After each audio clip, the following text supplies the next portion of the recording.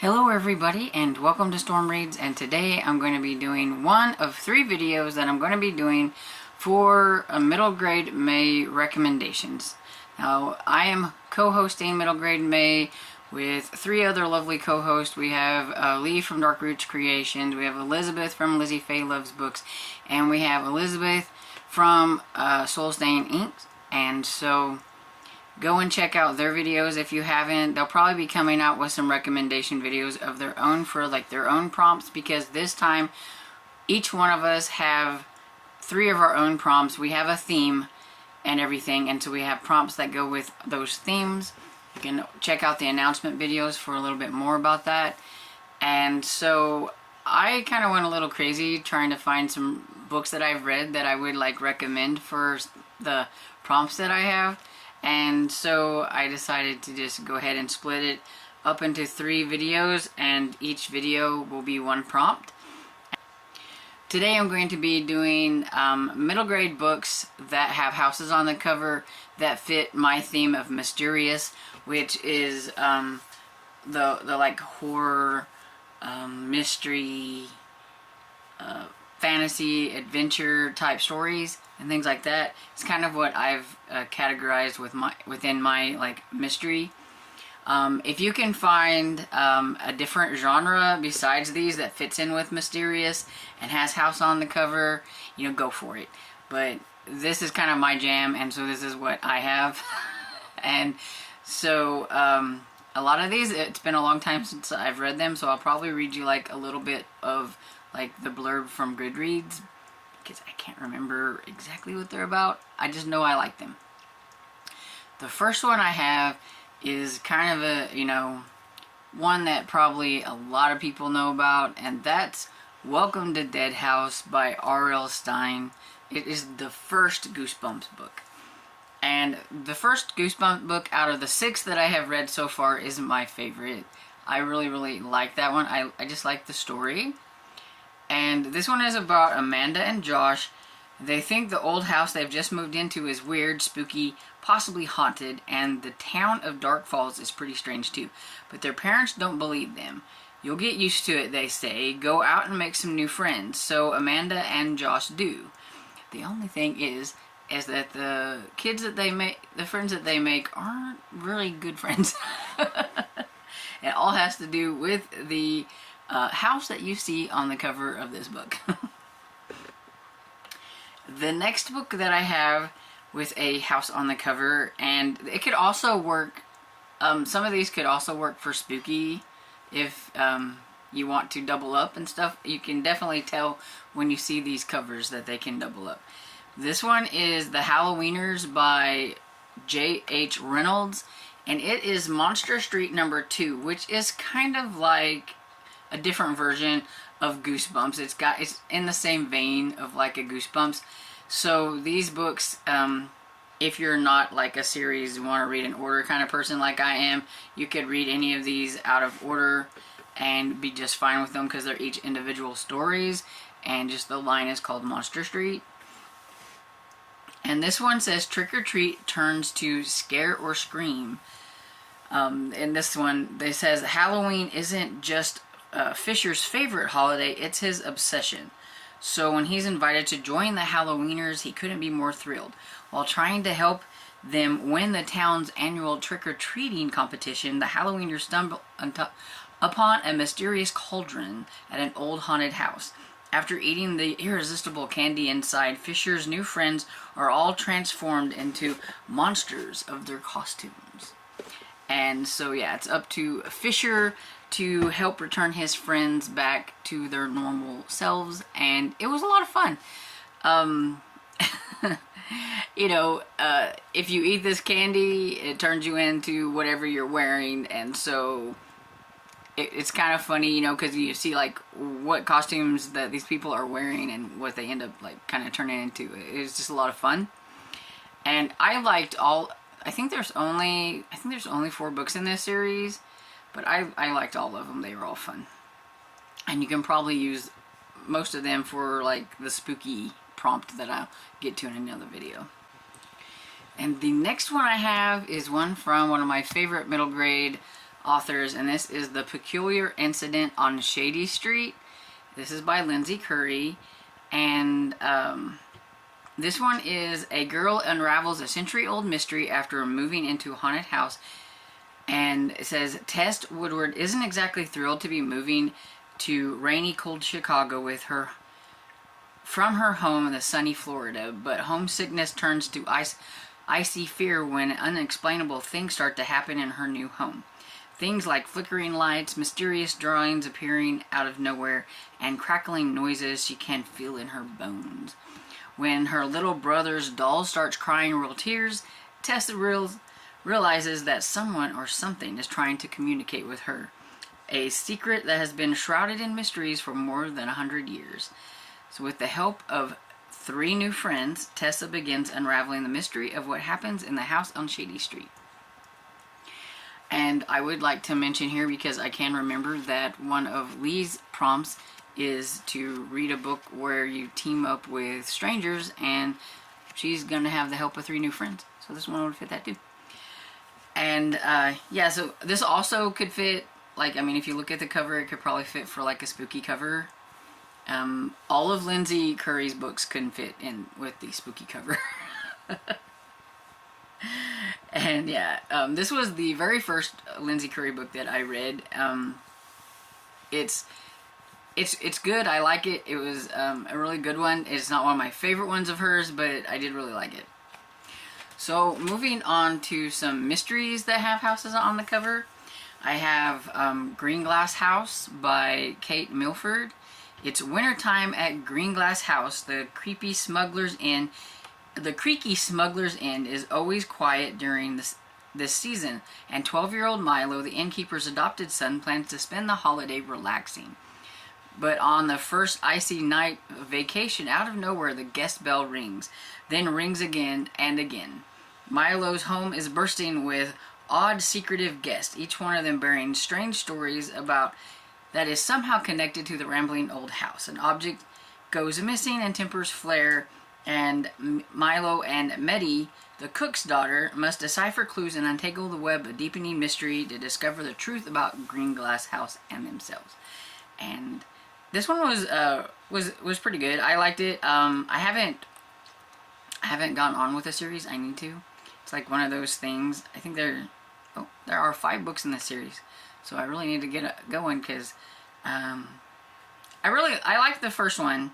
It's not like a favorite book, but I did like the first one, and you know, maybe I'll get to the second one during middle grade May, because I really need to move on in this series, because that's the thing I need to do, and I keep forgetting. I read a lot of book 1s and I don't continue on. You guys know this.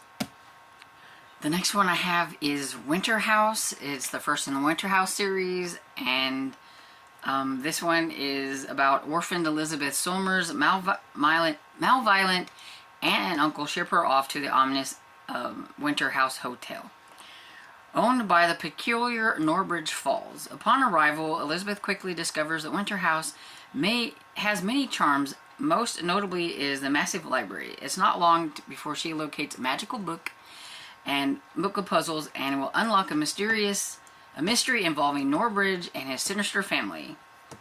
And along with that, she meets Freddy, and they get into all kinds of mystery fun, trying to figure out what is going on. It's got a little bit of a paranormal lean on some things, but not real bad. It could definitely be categorized probably as maybe a fantasy of types. It is on Goodreads, though I would consider it more mystery. And I really like Elizabeth and Freddy. I've finished this whole trilogy, and I really liked it. And by the end of it, though, I will say that I was glad for it to wrap up a certain thing in the stories, but overall I still really like the stories. The next one I have is The Strangers by Margaret Peterson Haddix, and this one is the first book in the Greystone Secrets. Sorry, a lot of these are going to be like first books in series and things like that, because you know I like series. But this is about the Greystone kids, And Chess has always been the protector over his younger siblings. Emma loves math, and Finn does what Finn does best, acting silly and being adored. They've been a happy family, just the three of them and their mom. Everything changes when reports of 3 kidnapped children each reach the Greystone kids, and they are shocked by the startling similarities between themselves and these complete strangers. The other kids share their same first and middle names, they are the same age, and they even have identical birthdays. Who exactly are these strangers? And then their mom goes missing, and so they have to kind of figure out what's going on, follow some of the clues that she has left behind. And yeah, it's kind of a sci-fi type. Some people have it listed here as fantasy. I would also kind of think of it's kind of an adventure. It is a trilogy. I've read the whole trilogy. I really liked it. Even though I'm not a huge sci-fi person, this was kind of my kind of sci-fi. But so if you like mysteries and you like science fiction, then you might enjoy this series. And the next one I have is one that I recently read, and it's called The Winterborn Home for Vengeance and Valor. And this is about 11-year-old April, who joins a group of kids at their Winterborn Home. She doesn't expect to be there very long because she's kind of went from foster care to foster home type thing, but she soon learns that this house isn't like any other, especially when she unearths a secret of the missing and presumed dead billionaire, Gabriel Winterborn, who is neither missing nor dead, but is actually living in the basement lair, sharpening his swords and looking for vengeance. And so she's curious, why on earth is this billionaire like hiding and everything, especially when everybody's looking for him. His uncle has is offering like $5 million or something like that if somebody could find Gabriel Winterborn, and here he is right there under their nose. They just don't know it. And it gets her and the other kids that are at the home kind of in the middle of this whatever it is, because I don't want to say. And they kind of have to figure out what's going on. And it was cute. I liked it. And it's also a series. There's 2 books out in this series so far. I need to get to the second one. Okay, so the next 2 I have is kind of more on like the fantasy side. And this is Ravenfall by Caitlin Josephson. This one says, one magical inn, 2 kids with supernatural powers, and an ancient Celtic creature trying to destroy their world by Halloween night. So yeah, it is kind of a Halloween one, so I guess that depends on if you like to read out of season and things like that. Same with like the Halloweeners. But it's Halloween Town meets the Supernaturals, and I really kind of agree with that. It's 13-year-old Annabella Balenke has never been normal, even by her psychic family standards. Every generation uses their abilities to help run the Ravenfall Inn, a sprawling magical B&B at the crossroads of the human world and the other world. But it's hard to contribute when your only power is foreseeing death. So when 14-year-old Colin Pierce arrives at Ravenfall searching for his missing older brother, the supernatural creatures who killed their parents, and the supernatural creatures that killed their parents, Anna jumps at the chance to help. But the mysteries tied to Colin goes much more than either of them expected. They have to team up to find the answers and unearth what Colin's family secret is, and you've got these bad guys, coming after them and all this stuff happening. And yeah, so definitely more on the fantasy side. It has a little bit of a mystery to it. Some here have it marked as like horror, but I really didn't feel like it was horror. I didn't think it was real spooky, but take that with a grain of salt, because I have a hard time deciphering what might be like not so spooky to some people. But I didn't think it was that spooky. It definitely has the paranormal and everything, so if you're into that, you will like this one. And yeah, it's really good. It's a series too, and of course I need to get to the next one. I think there's just one that's recently come out, or is going to be coming out. I don't know, has it come out yet? Oh, It hasn't come out yet, so I'm caught up until October. And then the last book that I have is Malamander by Thomas Taylor. This is the first book in the Legends of the Eerie on the Sea, which I like this one. My problem is I have a hard time finding the series. A lot of my libraries and things like that don't have the series, so I haven't been able to continue. But I'm going to be searching again because I really want to I want to continue on with this one. And so I'm hoping that maybe time has gone enough time that maybe some of the libraries like Libby and stuff have gathered them up, because I have actually got a lot more libraries in my repertoire to see if they have these. And I'll probably end up having to read this one over again because, yeah, I don't remember a lot about it because it's been a while. But it is about Herbert Lemon, and he's the lost and founder at the Grand Nautilus Hotel. Now knows that returning lost things to their rightful owners is not easy, especially when the lost things is not a thing at all, but a girl. No one knows what happened to Violet Parma's parents 12 years ago, and when she engages Herbie to help her find them, the pair discovers that their disappearance might have something to do with the legendary sea monster, the Malamander. Eerie on the Sea has always been a mysteriously chilling place where strange stories seem to wash up, and it just got stranger. And so, yeah, this one was a lot of fun. I remember it being a lot of fun. It's probably been a couple years since I've read the first one. And yeah, it has been a couple years since I was looking at my rating and my review. It's been a couple years since I read the first one.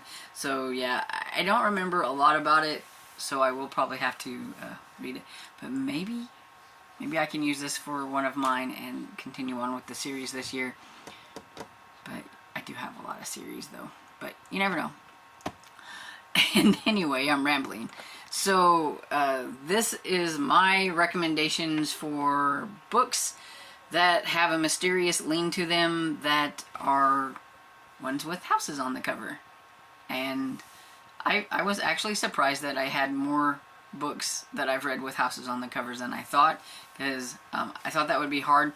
I haven't read any adventure books, like actual adventure books with houses on the cover, but some of these I think you can consider adventure if you want to, and so I kind of went with that. Anyway, have you read any of these books? Let me know what you thought about them down below. Do you have any recommendations of books that would fit into the mysterious category that you want to recommend? Because, you know, we're all going to be looking for books, and so I need some recommendations too, because I'm going to be looking for some books. And so I hope you enjoyed this video, and if you did, please give it a thumbs up and subscribe, and I will see you all in the next video. Bye!